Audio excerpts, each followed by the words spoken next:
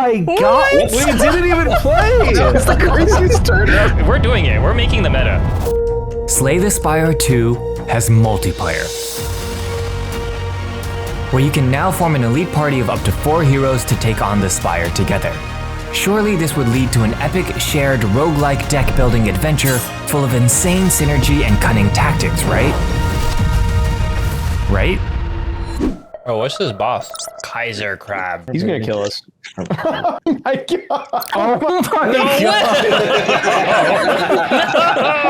I have to censor that if I make a video. I tried Slay the Spire 2's brand new multiplayer mode with my friends so that I could share with you the true experience this game has to offer. From navigating group choices, Alright, get out of here, get out of here. Get him out of here, get him out of here! Get him out of here! to the insanity of late game deck building. How did you do all that damage? But is this just Guys, the lead right guys, now? actually, oh my! Don't play. Don't. Is this stop was playing. that just the lead? Why are you doing this? Ultimately, we discovered one key rule that was absolutely necessary to keep us on track in such a chaotic game mode. I have Yeah, I 8 have plus 9. 6. I have exactly. Okay, never mind. Someone needs to finish that. I don't- What is this one? Who left it on one? This is a mistake. That's a mistake. Wasn't it you? Wasn't it you? I didn't do anything. But before we can get to that, let me explain Slay the Spire 2's multiplayer mode. We have to guess Ready? which one is Ali. Alright, All right, I'm this one right now. Ready? Alright. 3, Go. 2, Go. 1. Oh wait, no. Oh, All right, and stop. Okay, I think it's the one. This one. No. This game rules. Yeah, this game is already so good. Okay, all jokes aside, at its core, Slay the Spire 2's multiplayer mode is pretty much the same as the single player mode.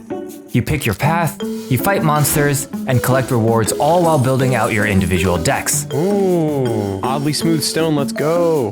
During combat, monsters will target the entire party with their attacks and abilities, and have a larger health pool that scales with the total number of players. 184 on this Nibbit? Overall, the game is able to seamlessly integrate the roguelike deck building nature of the game by allowing every player to retain their own independent choices.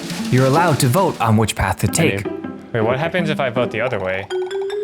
Not too bad. Oh, but there's a chance that it actually goes that way. Rewards are distributed individually, and even during the random encounters, each player is able to choose what options feel right for them. Obtain a random relic?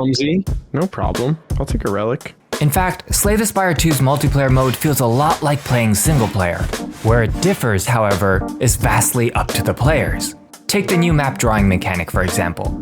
Acting as a shared whiteboard, this simple yet clever addition helps encourage collaboration by creating a shared space for players to interact in.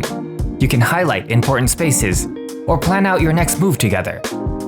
That is, unless you have friends like mine. Why are you covering the options? This one is a shop. Right? We're going this way.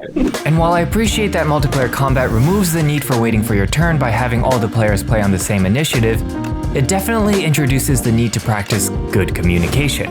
Wait, slow down. My turn is not over. Wait, what? There it is. There it is. over. Which is where we discovered our one key rule. Sorry for the interruption, I'll be really quick. If you're enjoying this video so far and would like to see more videos like this, liking the video and subscribing would go a really long way to supporting the channel. And if you wanted to go the extra mile, consider becoming a channel member or joining the Discord. The link should be in the description below, and I appreciate you watching anyway. Okay, back to the video. We should have attack phases. We should say phase 1, and then everyone does their statuses, and then phase 2. I like that. I like that. That's right, phases. A concept often seen in card games and board games, phases creates a structure for players to be able to prioritize and recognize when specific cards should be played. Take Bash for example, a 2 energy cost card that deals damage but more importantly applies the vulnerable effect, an effect that increases all following damage by 50%. And while playing solo, it can be simple to plan your turn around playing this card first. When you have 3 other bloodthirsty players itching to play their entire hands as quickly as possible, you can lose out on quite a lot of damage if you don't play it fast enough. Oh, wait, I have vulnerable, wait. We should wait for vulnerable more often. Therefore, this is a phase 1 card. And as we gained more cards and built out our decks, we ultimately ended up with 3 phases to follow. Phase 0, 1, and 2. Yeah, phase 0 is for card effects about playing cards. And then phase 1 is vulnerable buffs and debuffs. phase 2 is attacks. We're doing it. We're making the meta. Now, this is just a rough structure to help organize your friends and provide a quick and easy language to use to communicate. But honestly, it got harder to follow as our decks got more and more complicated in the late game stages. Especially if one of your friends decides to make a poison deck that changed Corrosive Wave with Calculated Gamble and Outbreak, essentially turning phase 0 into an endless loop of drawing and discarding to apply poison, while we all waited to see if even a single Strangle would end up being applied, even though by the time the combo was over, the additional 6 damage that Strangle might add wouldn't even be worth it anymore. Guys, I have a chance to do the funniest thing. I can poison the hell out of them really quickly. That's one Strangle. Only has 8 mana? Yeah, it's gonna be a while. I can weaken one. Or vulnerable one. Well, whatever. Which one are we focusing on? I'm not looking at that. Oh, okay. Where we're going, we won't need that. Jesus Christ. This is nice damage we did. Nice and This is even. a lot of work right now. Okay, 5 mana, I gotta discard one. Do this. And then, First one's I got dying, that so- again. Okay, they have so much poison. Okay, then I'm gonna do that. Then I'm gonna do Don't kill this. the first one. Wait, the poison's pretty good. Let's start focusing the back though, because we How don't want the did first you one to how die. did you do all that damage? But is this just the lead right guys now? actually. Oh my Don't play. Don't. Is this stop was playing. that just the lead? Why are you doing this? Holy sh! Guys, I need to focus. Be quiet. Watch this. Oh my god! We didn't even play. You're one-shotting an elite. Okay, Strangle. I played vulnerable. What? You didn't- That was the You're craziest welcome. turnout. That's What just crazy. happened? That's crazy. Ellie. Yeah, late game can get out of hand rather quickly. But with the addition of multiplayer specific cards, Whoa! Take double damage from enemies. Allies take half damage from enemies. That's the tank build one. and the ability to target other players with potions and skills, Does anyone need card draw? there's a whole new possibility of deck-to-deck synergy that I can't wait to explore.